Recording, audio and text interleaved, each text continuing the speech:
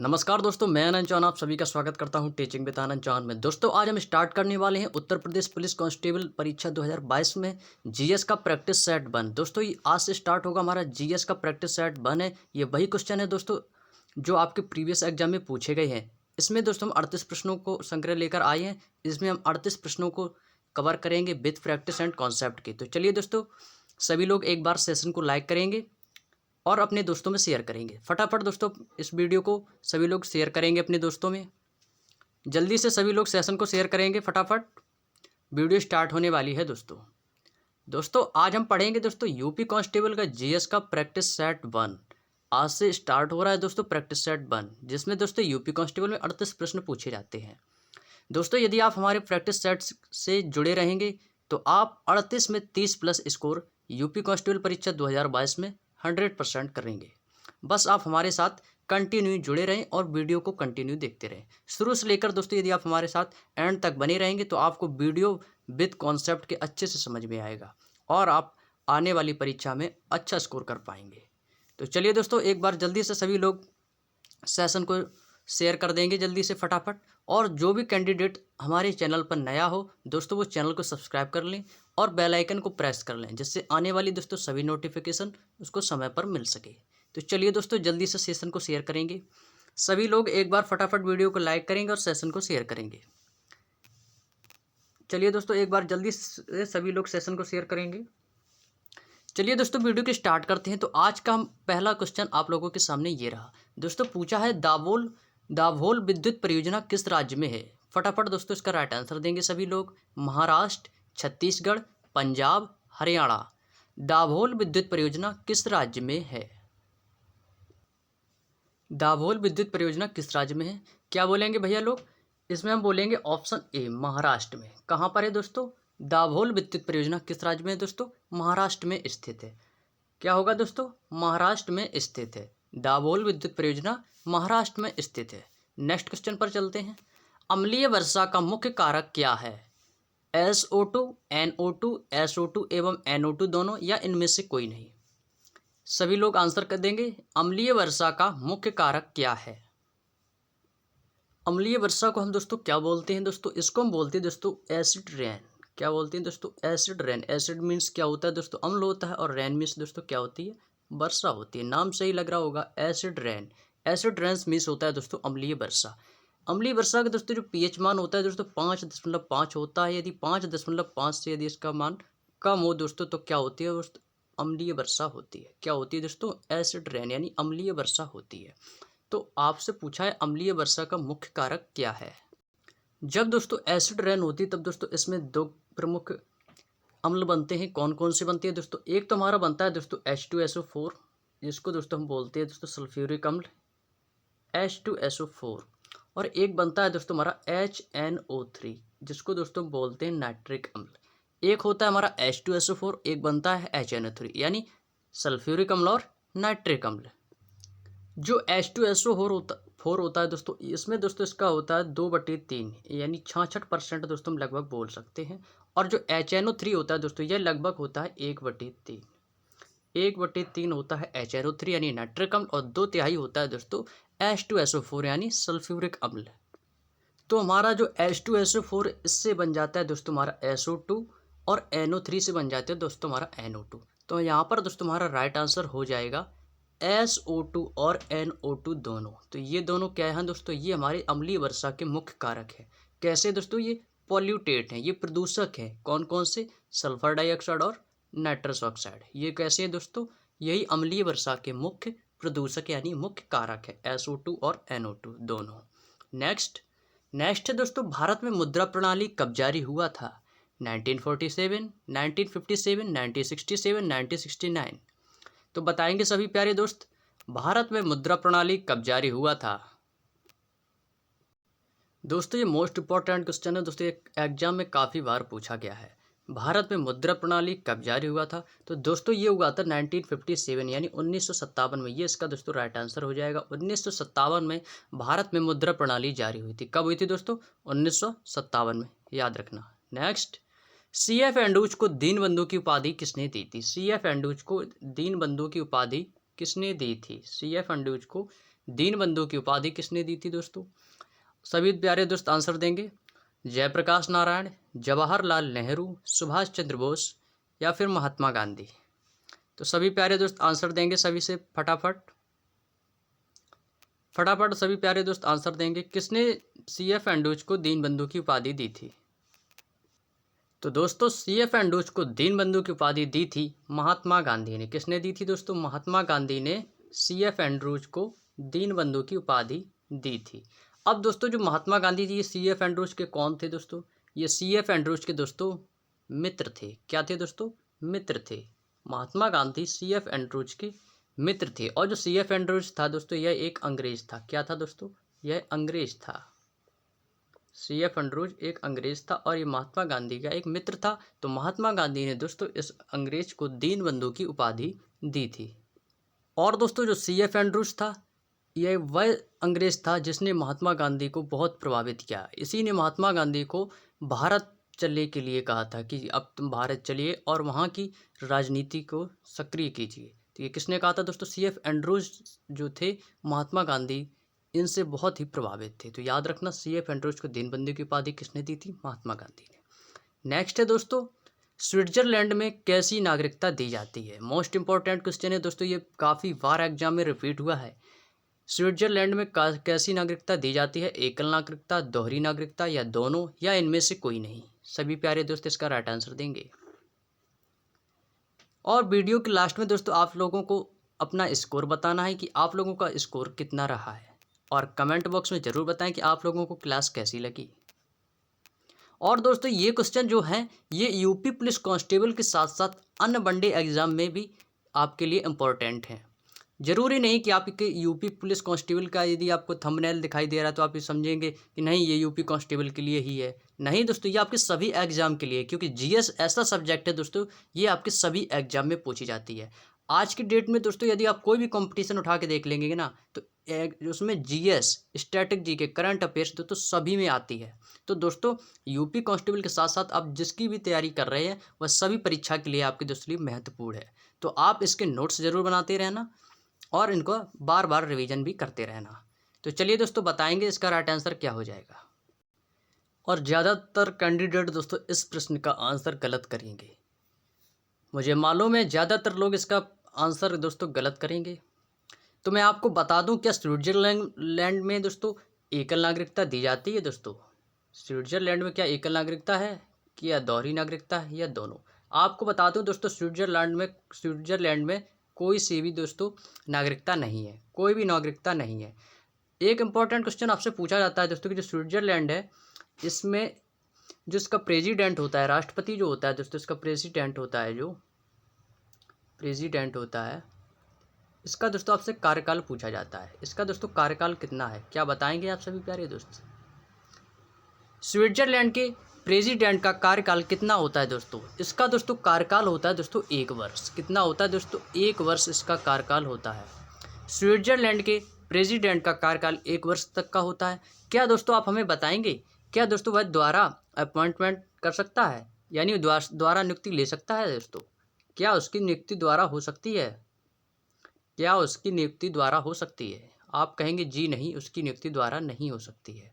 केवल एक बार ही वह राष्ट्रपति बन सकता है और वो भी 1 साल के लिए। स्विट्जरलैंड में दोस्तों कोई भी नागरिकता नहीं है, उसका कार्यकाल 1 वर्ष होता है और वह द्वारा नियुक्ति नहीं ले सकता है। तो इसका राइट आंसर क्या हो जाएगा दोस्तों? इनमें से कोई नहीं। नेक्स्ट, ग्रेट आर्टेजियन बेसिन कहाँ स्थित है दोस्तों? ऑस्ट्रिया, ऑस्ट्रेलिया, रूस, अफ्रीका। ग्रेट आर्टेजियन बेसिन कहाँ स्थित है दोस्तों? फटाफट बताएंगे इसका राइट आंसर। तो क्या हो जाएगा दोस्तों इसका राइट आंसर? ग्रेट आर्टेजियन बेसिन जो है दोस्तों यह आपका दोस्तों ऑस्ट्रेलिया में स्थित है। ये ऑस्ट्रेलिया में स्थित है। ग्रेट आर्टेजियन बेसिन दोस्तों यह आपका ऑस्ट्रेलिया में स्थित है। तो कहाँ हो जाएगा दोस्तों? ऑस्ट्रेलिया में। नेक्स्ट है दोस्तों, किस अनुच्छेद के तहत पंचायती राज का प्रावधान किया गया है? अनुच्छेद 144, अनुच्छेद 183, अनुच्छेद 243, अनुच्छेद 256। तो बताएंगे सभी प्यारे दोस्त किस अनुच्छेद के तहत पंचायती राज का प्रावधान किया गया है? तो बताएंगे सभी प्यारे दोस्त। आप लोग बताएंगे दोस्तों जो राज्य के नीति निर्देशक तत्व वो कहाँ से लिए गए हैं दोस्तों? नीति निर्देशक तत्व कहाँ से लिए गए हैं? नीति निर्देशक तत्व कहाँ से लिए गए हैं? नीति निर्देशक तत्व कहाँ से लिए गए दोस्तों? ये लिए गए हैं दोस्तों आपके आयरलैंड से। कहाँ से लिए गए हैं दोस्तों? आयरलैंड से लिए गए हैं।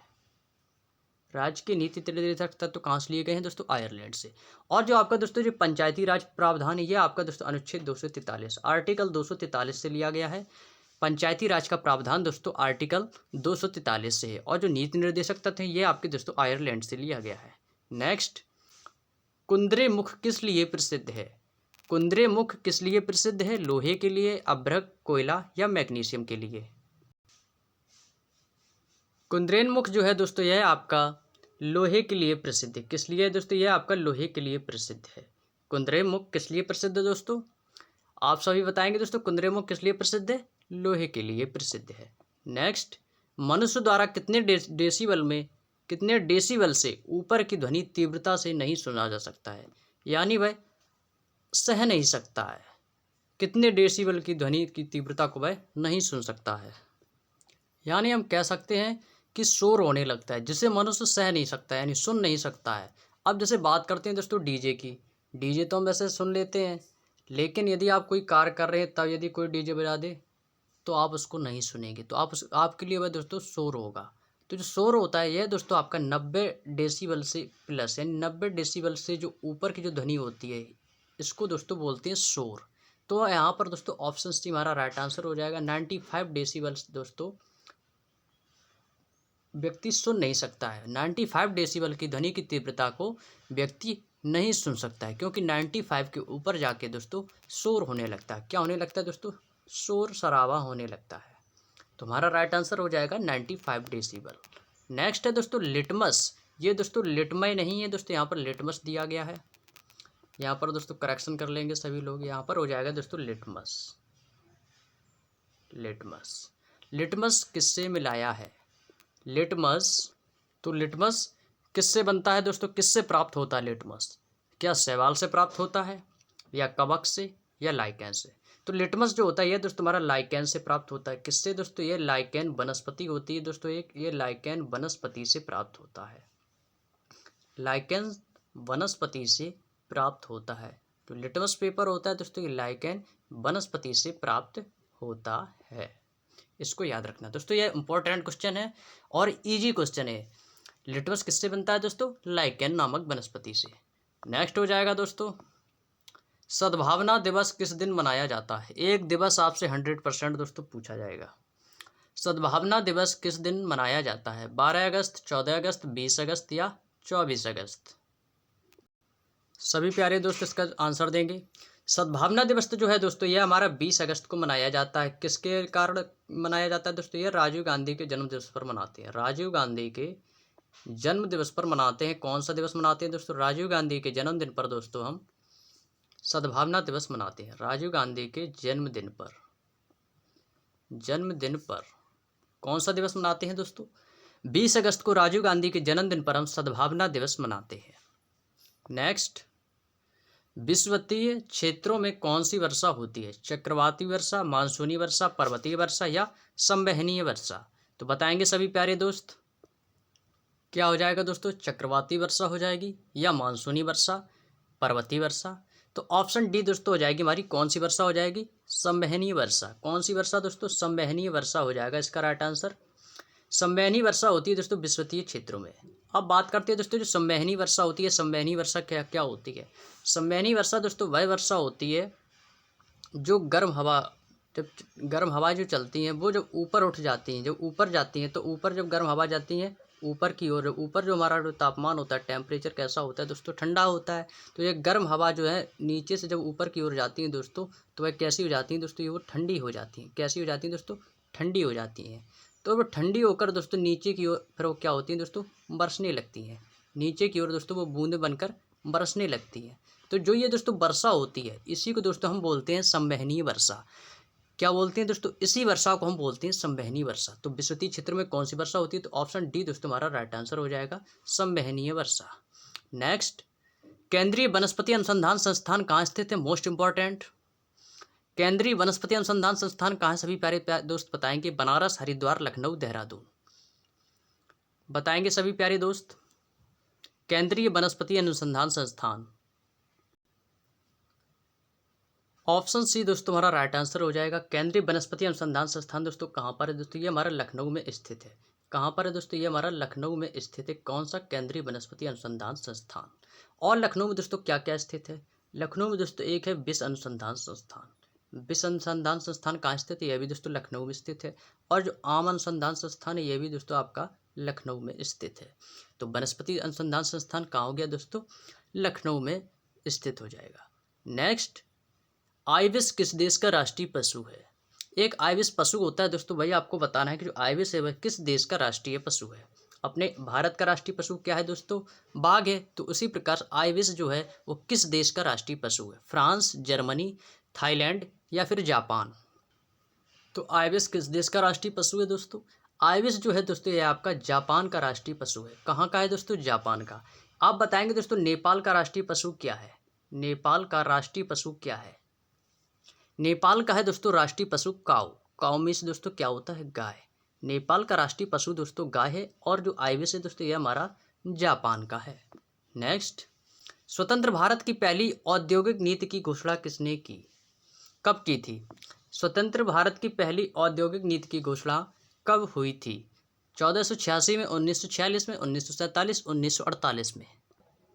पहली औद्योगिक नीति कब आई थी दोस्तों, यह आई थी दोस्तों 1948 में। 1948 में दोस्तों, ये 1948 में दोस्तों औद्योगिक नीति आई थी, यानी पहली इंडस्ट्रियल पॉलिसी कब आई थी दोस्तों, 1948 में आई थी। यही हमारा ऑप्शन डी राइट आंसर हो जाएगा।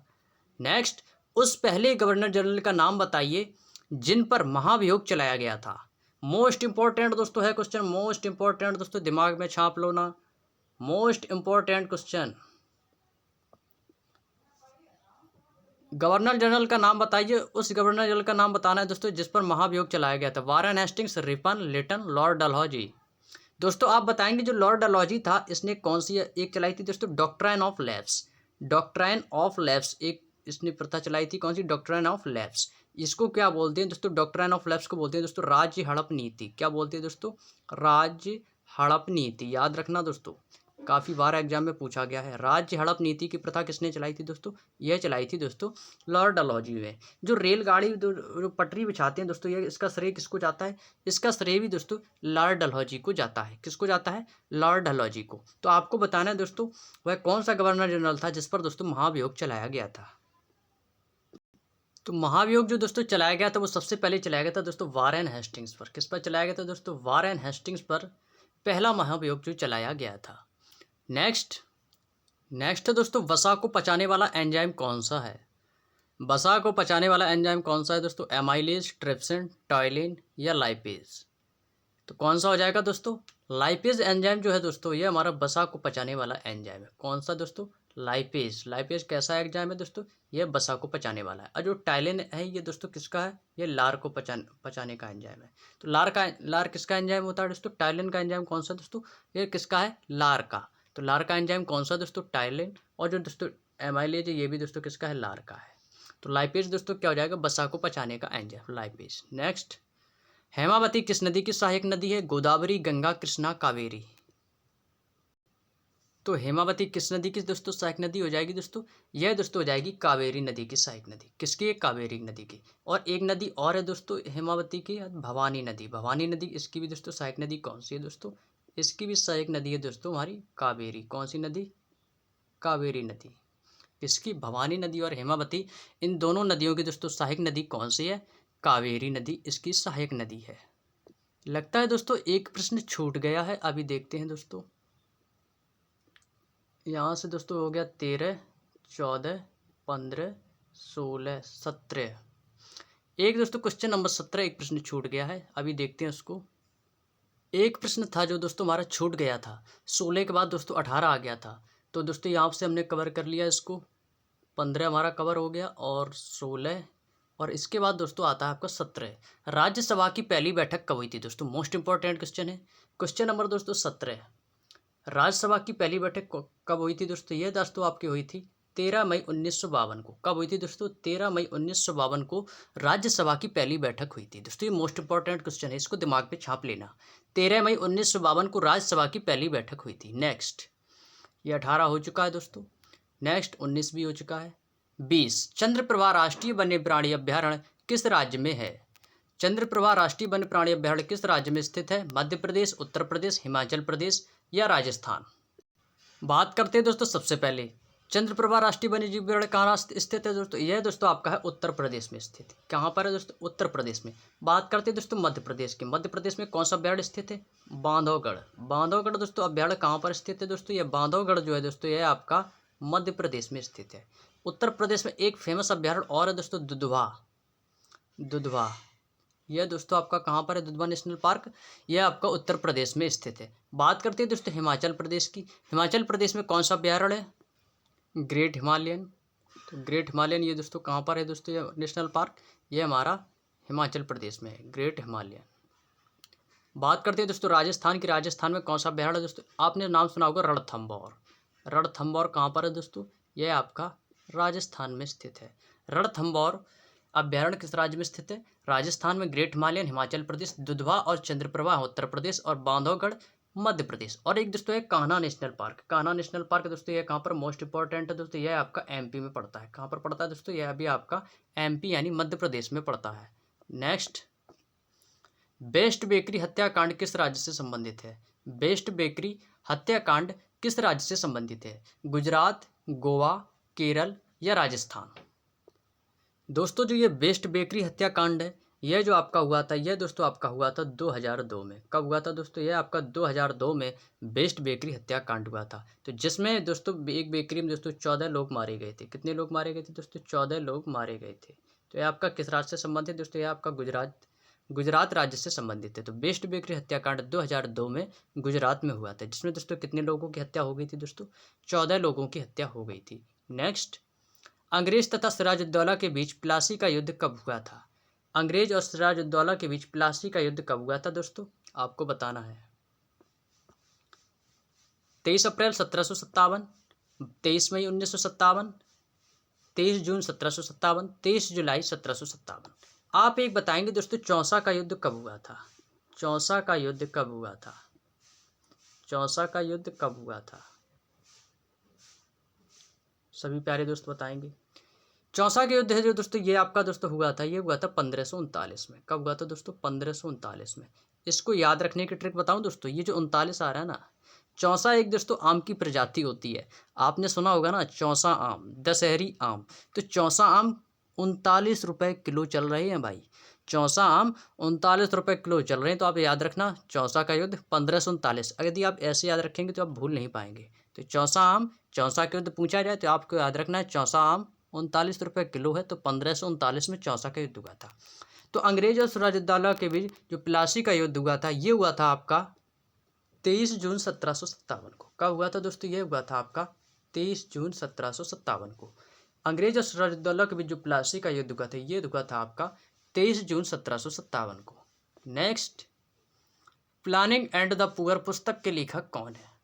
प्लानिंग एंड द पुअर पुस्तक के लेखक कौन है? अरुंधति भट्टाचार्य, दीपक शर्मा, BS मिन्हास या राजू चोपड़ा? तो सभी प्यारे दोस्त इसका आंसर देंगे।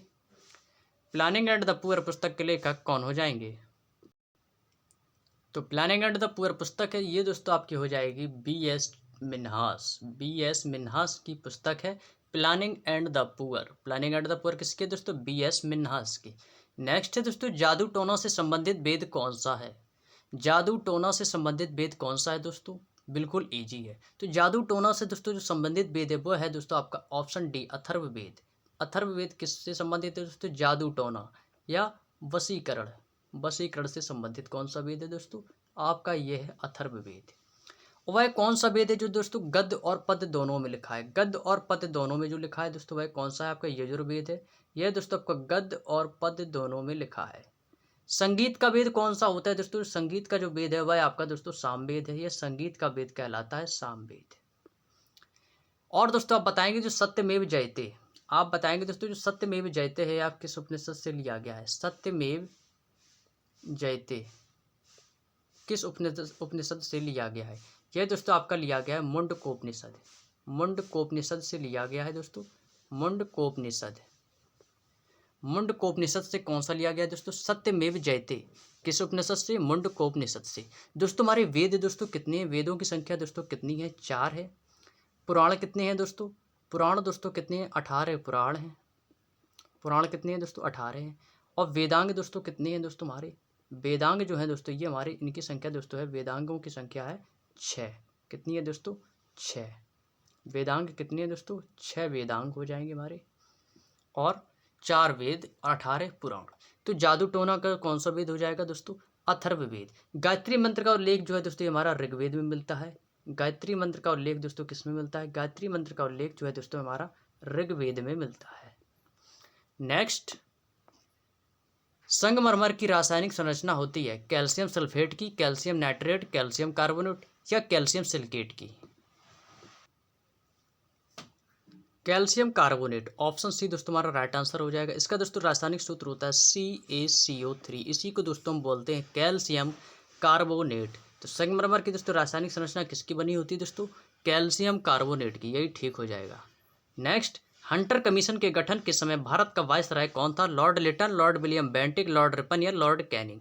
जो दोस्तों ये हंटर कमीशन है, इसी को दोस्तों हम बोलते हैं भारतीय शिक्षा का मैग्ना कार्टा। भारतीय शिक्षा का मैग्ना कार्टा किसे बोलते थे दोस्तों? हंटर कमीशन को क्या बोलते थे? भारतीय शिक्षा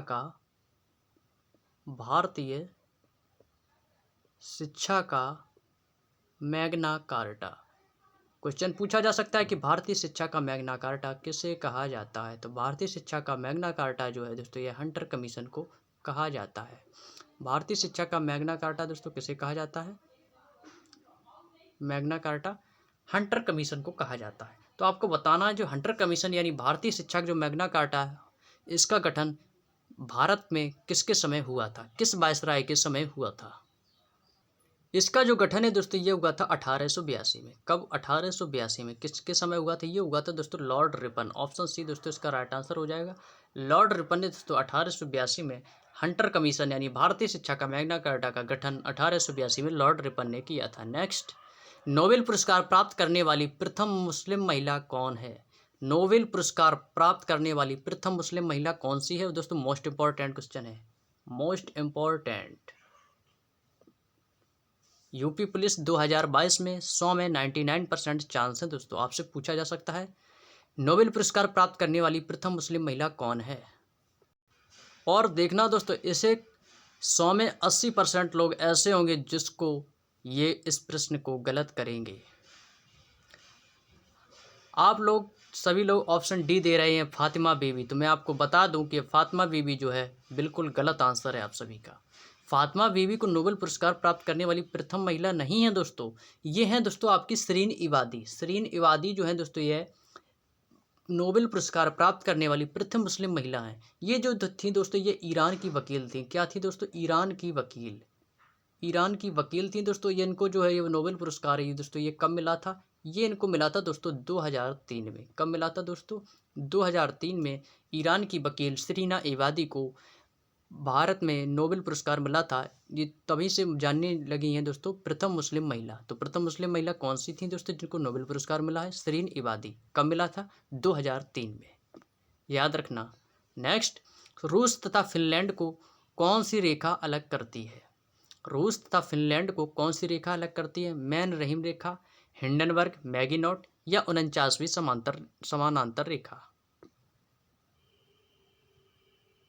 तो जो रूस तथा फिनलैंड के बीच जो है दोस्तों ये मैन रहीम रेखा है। कौन सी दोस्तों? मैन रहीम रेखा किस देश के मध्य है दोस्तों? रूस और फिनलैंड के मध्य।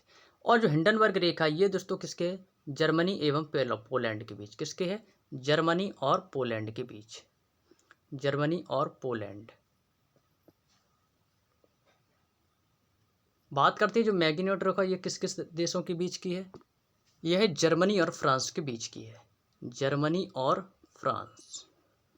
मैगिनॉट रेखा ये जर्मनी और फ्रांस के बीच की रेखा है। और 49वीं समानांतर रेखा जी ये दोस्तों आपकी यूएसए और कनाडा के बीच की है। यूएसए और कनाडा। यूएसए और कनाडा के बीच की रेखा है। तो मैन रहीम रेखा कौन सी है दोस्तों? रूस तथा फिनलैंड की।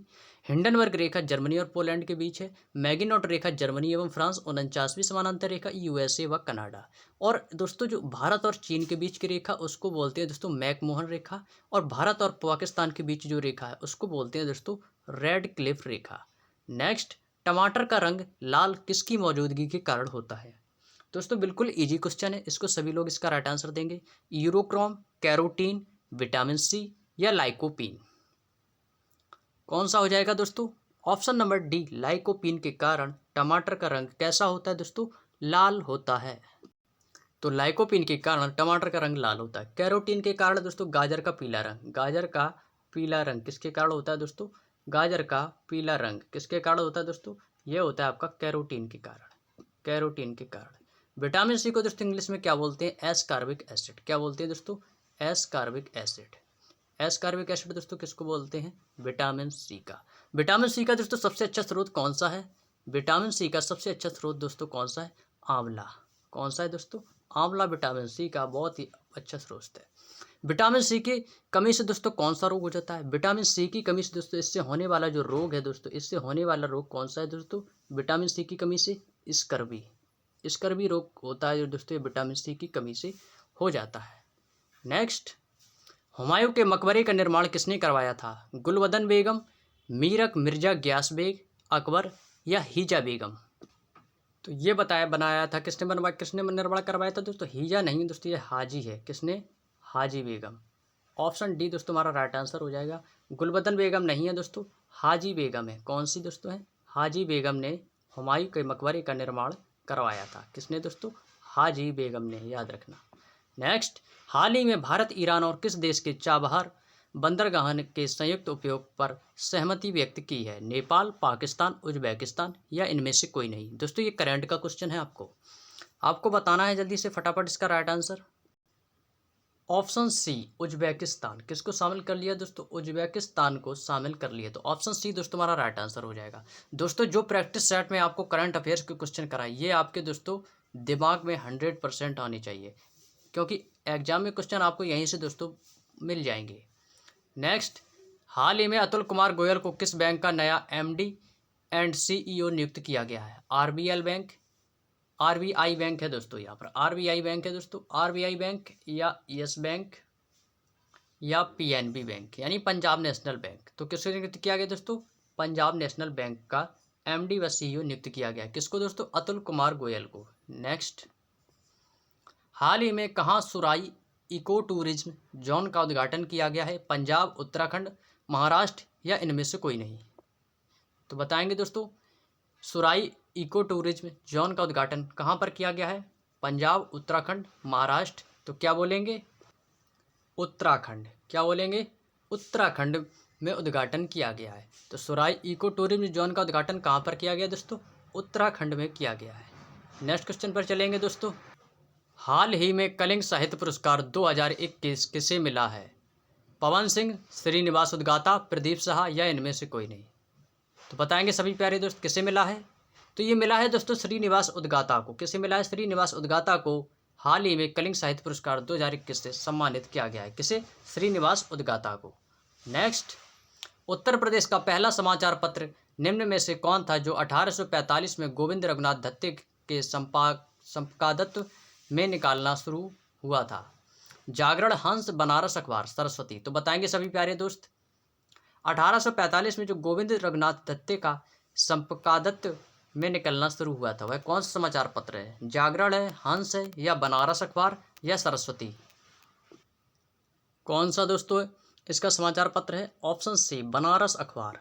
बनारस अखबार जो दोस्तों है इसका समाचार पत्र है गोविंद रघुनाथ दत्ते का। मोस्ट इंपॉर्टेंट क्वेश्चन है दोस्तों, कब ये प्रकाशित हुआ? 1845 में। किसका है ये समाचार पत्र? गोविंद रघुनाथ दत्ते का। कौन सा है दोस्तों? बनारस अखबार। मोस्ट इंपॉर्टेंट है दोस्तों। नेक्स्ट, कानपुर स्थित कृषि विश्वविद्यालय का नाम निम्न में से किस स्वतंत्रता सेनानी के नाम पर रखा गया? चंद्रशेखर आजाद, महात्मा गांधी, लाल बहादुर शास्त्री या मंगल पांडे? तो क्या बोलेंगे दोस्तों, किसके नाम पर रखा गया है? ये रखा गया है दोस्तों चंद्रशेखर आजाद। ऑप्शन ए दोस्तों हमारा राइट आंसर हो जाएगा। चंद्रशेखर आजाद के नाम पर कृषि विश्वविद्यालय का नाम रखा गया। नेक्स्ट है, यमुना एक्सप्रेस वे निम्न में से कहाँ से नहीं गुजरती है? आपसे पूछा है दोस्तों कि कहाँ से नहीं गुजरती है। गौतम बुद्ध नगर से गुजरती है, अलीगढ़ से गुजरती है, मथुरा से गुजरती है। हाथरस से दोस्तों यह नहीं गुजरती है।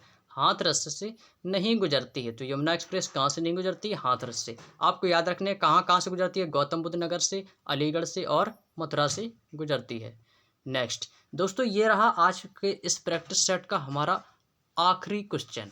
प्रदेश का सर्वाधिक विस्तृत पश्चिमी बिहार कौन सा है? समान पश्चिमी बिहार, नवाबगंज पश्चिमी बिहार, लाख बाउसी पश्चिमी बिहार या सांडी पश्चिमी बिहार? तो बताएंगे सभी प्यारे दोस्त इसका राइट आंसर।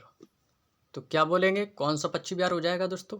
ऑप्शन सी, लाख बाउसी पश्चिमी बिहार जो है दोस्तों, ये प्रदेश का सर्वाधिक विस्तृत पश्चिमी बिहार है। ऑप्शन सी दोस्तों हमारा राइट आंसर हो जाएगा। ठीक है दोस्तों, कोई दिक्कत?